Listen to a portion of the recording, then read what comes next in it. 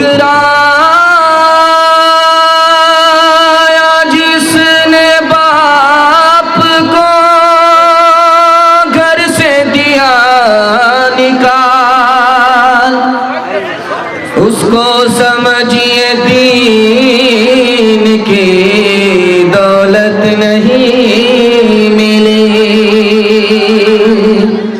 गुस्ताख वालिदैन को रब की तरफ से भी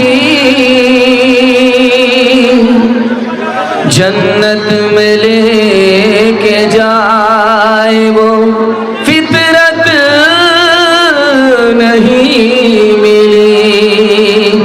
मुस्तफा मुस्तफा बोलो बोलो सल्ले अला बोलो बोलो बोलो मुस्तफा मुस्तफा बोलो।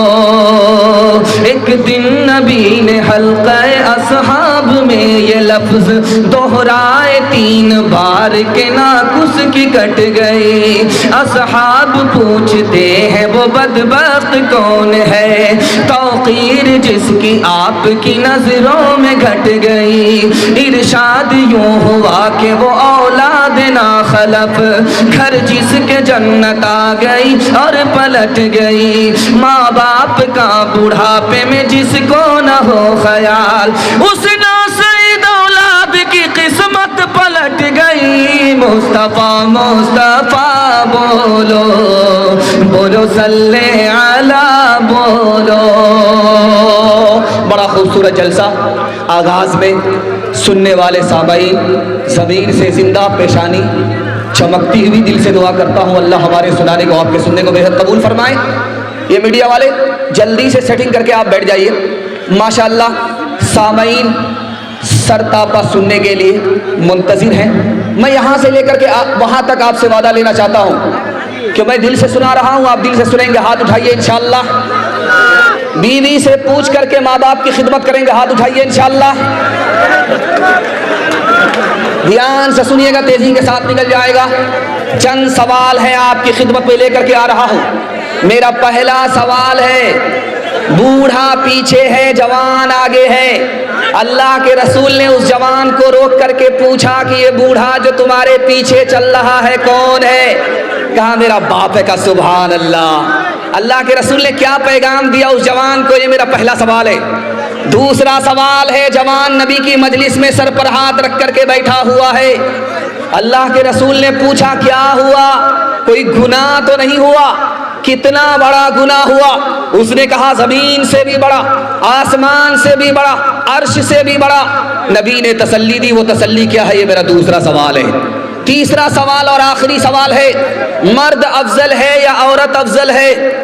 राबिया की मजलिस में ये बहस हुई है, अफजल कौन है, मर्द अफजल है या औरत अफजल है? ये आखिरी सवाल है। सो करके सुनेंगे, हाथ उठाइए इंशाअल्लाह। खैर माशाअल्लाह। सो करके सुनने की गलती मत कीजिएगा, वरना हम भी आपको कब्रिस्तान पहुंचा देंगे। 3 सवाल है, पैगाम शुरू हो रहा है। जवान आगे आगे चल रहा है, बूढ़ा पीछे है। अल्लाह के रसूल ने रोक करके पूछा, ये जो बूढ़ा तुम्हारे पीछे चल रहा है ये कौन है? क्या ये मेरा बाप है? का सुभान अल्लाह।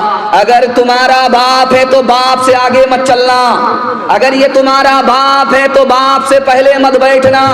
अगर ये तुम्हारा बाप है, बुढ़ापे और बीमारी की वजह से पेशाब कर दे तो अपने बाप के पेशाब को इस तरह धोना जैसे बचपन में मोहब्बत से तुम्हारे पेशाब को धोया है। सर पर हाथ रख करके जवान बैठा हुआ है। अल्लाह के रसूल ने पूछा क्या हुआ?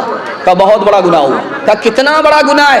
का आसमान से भी बड़ा, जमीन से भी बड़ा, अर्श से भी बड़ा। का 1 मिनट में छोटा हो जाएगा। ये बताओ कि तुम्हारे माँ बाप जिंदा है? का सुभान अल्लाह। माँ भी जिंदा है, बाप भी जिंदा। का जल्दी से जाओ, माँ बाप के पांव पकड़ो, अपने गुनाह की माफी के लिए माँ बाप से दुआ कराओ। तुम्हें अपने माँ बाप का मकाम मालूम नहीं, खुदा के यहाँ तुम्हारे माँ बाप का मकाम कितना बड़ा है। अगर धरती पर तुम्हारे माँ बाप तुम्हारे गुनाह की माफी के लिए हाथ उठाएंगे, जो गुनाह अर्श से बड़ा है खुदा मेहरबान होगा, छोटा हो जाएगा, माफ हो जाएगा। मजलिस में बहस हो रही है, औरत अफजल है या मर्द अफजल है? मर्द बढ़ करके है या औरत बढ़ करके है? औरत बढ़ करके है या मर्द बढ़ करके है? मर्द के वकील ने कहा मर्द नबी बनता है, औरत नबी नहीं बनती, इसलिए औरत से बढ़ करके मर्द है। राबिया ने कहा ये बात सही है कि औरत से बढ़ करके मर्द है, मर्द नबी बनता है, औरत नबी नहीं बनती, लेकिन ये भी भूलना नहीं चाहिए कि नबी तक को औरत ही जन्म दिया करती है, औरत ही के कदमों में अल्लाह ने जन्नत रखी है। इंशाअल्लाह अपने माँ बाप के दिल से खिदमत करेंगे, अल्लाह 3 चीज़ों में इजाफा करेगा। बुखारी की हदीस है, उम्र भी बढ़ा देगा, रोज़ी भी बढ़ा देगा और तंदुरुस्ती को भी बढ़ा देगा। माँ बाप तरसे हैं पीने को पानी, बेटा है राजा बहू फुलवा रानी, बेटा है राजा बहू फुलवा रानी, बुढ़वा और बुढ़िया पे कहाँ है ध्यान, हाय रे मुसलमान, हाय रे मुसलमान। माँ बाप भाई बहन को रुलाए, बीवी को बाहर से लाकर खिलाए, बीवी को बाहर से लाकर खिलाए, कल तेरी औलाद, कल तेरी औलाद लेगी परान, हरे मुसलमान, हरे मुसलमान, हरे मुसलमान, हरे मुसलमान। बहुत सन्नाटे में आप जलसा सुन रहे हैं, ये दलील है कि आप सुन भी रहे हैं, समझ भी रहे हैं। मैं दुआ करता हूं अल्लाह पहली फुर्सत में अमल की तौफीक नसीब फरमाए। खुदा की मेहरबानी के हवाले से 3 मिनट का पैगाम आपकी खिदमत पर रखने के लिए जा रहा हूं। एक मुसलमान पर अल्लाह ने 3 एहसान किए। पहला एहसान किया, इंसान बनाया, अगर जानवर बना देता, बंदर बना देता तो हम क्या बिगाड़ लेते? अल्लाह का पहला एहसान। दूसरा एहसान, हमने इस्लाम की खातिर कोई कुर्बानी नहीं दी, हमने इस्लाम के लिए कोई कीमत नहीं चुकाई, अल्लाह ने मुसलमान के घर में पैदा करके मुसलमान बना दिया, ये अल्लाह का एहसान है, दूसरा एहसान है। और फिर किसी और नबी की उम्मत में नहीं, आखिरी नबी की उम्मत में पैदा फरमाया, ये तीसरा एहसान। हम जब खाना खाते हैं तो एक खाने पर अल्लाह के 6 एहसान। जब खाना खाने का वक्त होता है तो भूख लगती है, ये जो भूख लगी है ये अल्लाह का पहला एहसान। इज्जत से खाना मिल गया, ये दूसरा एहसान। खाना खा रहे हैं, मजा आ रहा है, ये तीसरा एहसान। वो खाना खा रहे हैं जो डॉक्टर ने मना नहीं किया, ये 5वां एहसान। और परदेश में नहीं, अपने घर में खाना खा रहे हैं, बीवी बाल बच्चे के साथ खाना खा रहे हैं, आखिरी एहसान। एक रोटी पर अल्लाह ने 360 कारीगर लगाए, फिर रोटी तैयार हुई। जानते पहला कौन है, आखिरी कौन है? मीकाईल अलैहिस्सलाम पहला कारीगर है, जिसने पानी को खजाने से खींचा और हम तक पहुंचाया। दूसरा कारीगर बाकी फरिश्ते हैं, बंबई में बादल था, उसको खींच करके कटिहार में ले आए। दूसरे कारीगर चांद और सूरज सितारे, फिर हमारे जानवर और ट्रैक्टर, उसके बाद आखिरी कारीगर जिसने रोटी पकाया। इसलिए जब रोटी खाते हैं तो बिस्मिल्लाह, जब भूख मिट जाती है तो अल्हम्दुलिल्लाह। इतना बड़ा मजमा है। एक बात आपके सामने मैं करने के लिए जा रहा हूं, आपका दिल बहुत मजबूत होगा। जिस आदमी को अपनी बीवी है, यह आदमी खुशहाल है, कंगाल नहीं। जिस आदमी को अपना घर है, किराए का घर नहीं, यह आदमी अमीर है, गरीब नहीं है। जिस आदमी को गाड़ी घोड़ा है, यह बादशाह है। बादशाह होकर के परेशान क्यों है? अपने आप से परेशान है, वक्त से पहले मांगता है, किस्मत से ज्यादा मांगता है, दूसरे की दौलत पर नजर रखता है, बादशाह होकर के भी परेशान है।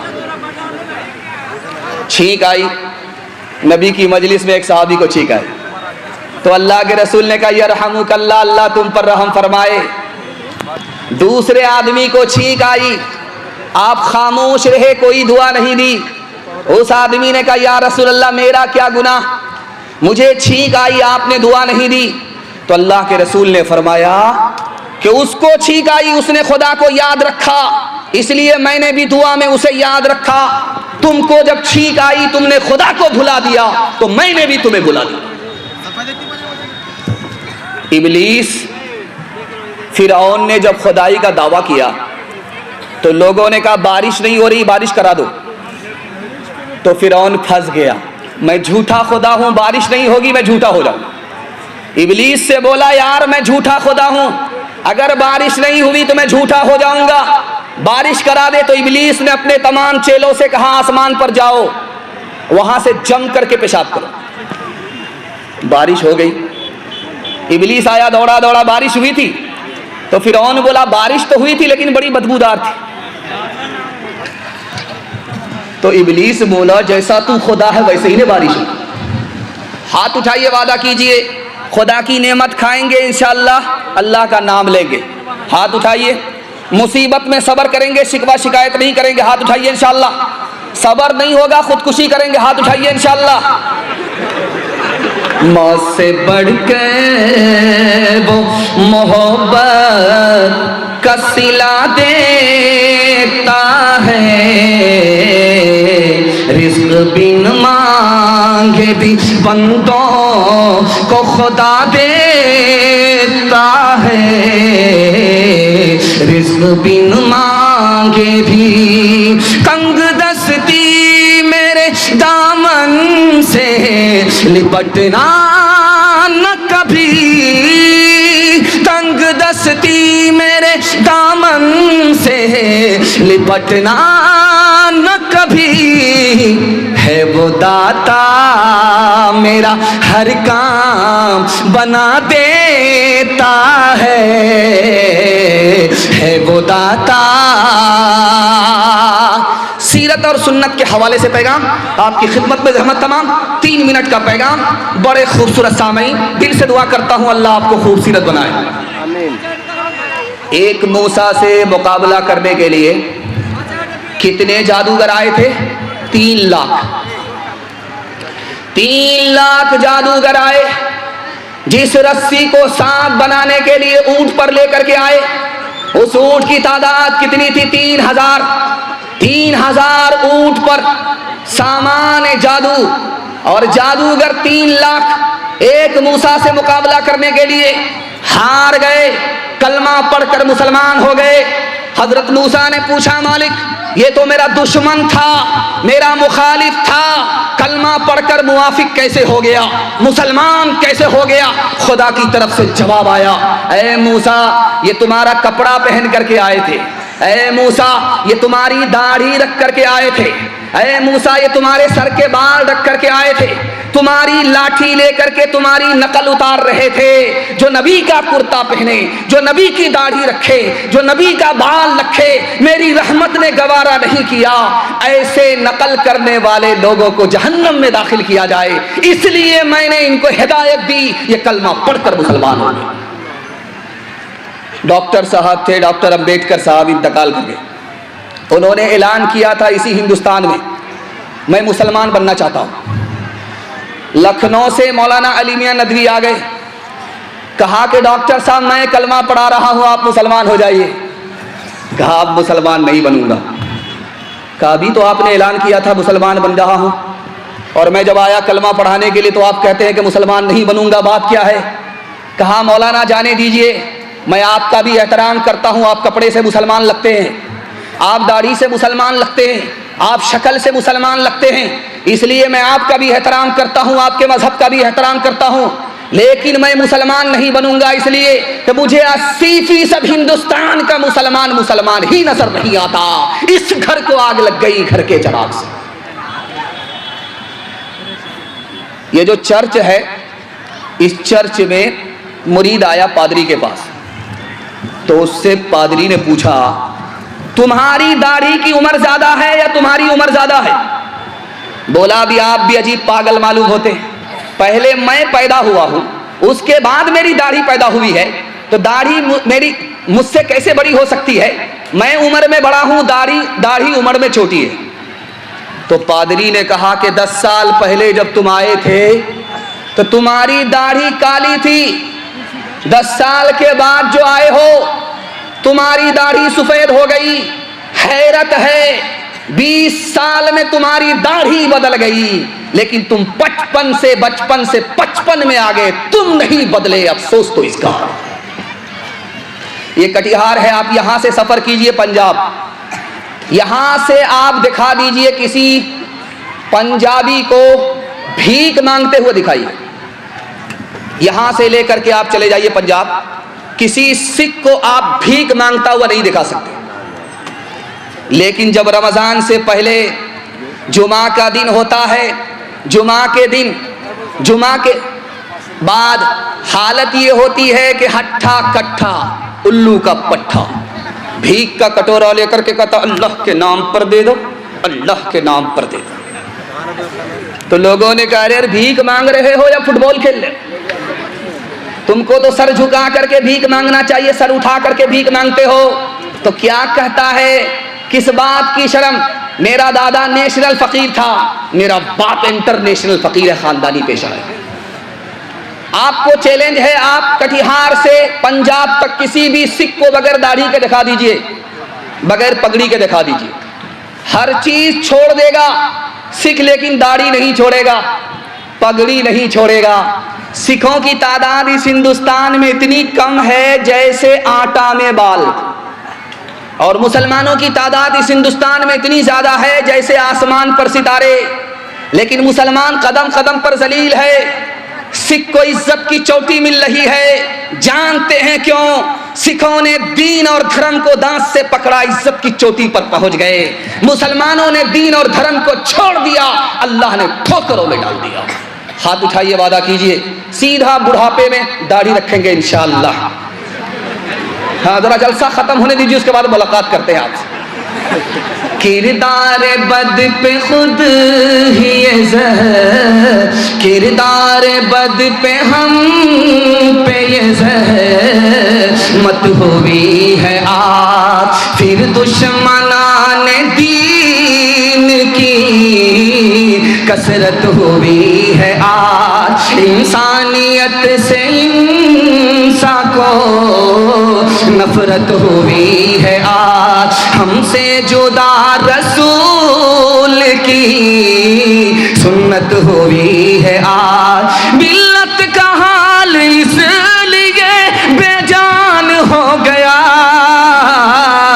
दुनिया में इस तरह का मुसलमान हो गया, दुनिया में इस तरह का मुसलमान हो गया। कुरान के हवाले से पैगाम, छोटे छोटे बच्चे आपके जाग रहे हैं, अल्लाह का शुक्र है। ये कल सो गए थे, बिस्तर पर पेशाब करके गंगा बहा दिया था। आज अल्लाह का शुक्र है ये जाग रहे हैं, इनके वास्ते दुआ करता हूँ अल्लाह इनके मुकद्दर को जगाए। मैं हाथ जोड़ करके आपसे एक बात कहना चाहता हूँ, आप डॉक्टर बनाइए शौक से, प्रोफेसर बनाइए शौक से, लेकिन मकतब की तालीम दिला करके, कुरान पढ़ा करके पहले अपने बच्चे को मुसलमान बनाइए। आपका बच्चा पहले मुसलमान है, बाद में डॉक्टर है, इंजीनियर है, प्रोफेसर है। एक बात राज की सुनिए, दुनिया में कोई आलिम ऐसा नहीं है जो ये बता दे कि आपका दिल जिंदा है। दुनिया में कोई आलिम ये बता नहीं सकता कि खुदा से आपका ताल्लुक है। दुनिया में कोई आलिम ये बता नहीं सकता कि आपकी दुआ कबूल होती है कि नहीं होती है। लेकिन एक चीज हमारे घर में है, हमारी मस्जिद में है, वही बता सकती है कि हमारा दिल जिंदा है कि मुर्दा है। वही बता सकती है कि हमारी दुआ कबूल होती है कि नहीं। वही बता सकती है कि खुदा से हमारा ताल्लुक है कि नहीं। जानते वो कौन सी चीज है? वो कोई टेक्नोलॉजी मशीन नहीं है, वो बड़ा से बड़ा कोई आलिम नहीं है, बल्कि कुरान है। कुरान अगर हमारे दिल के अंदर है तो ये दिल जिंदा है।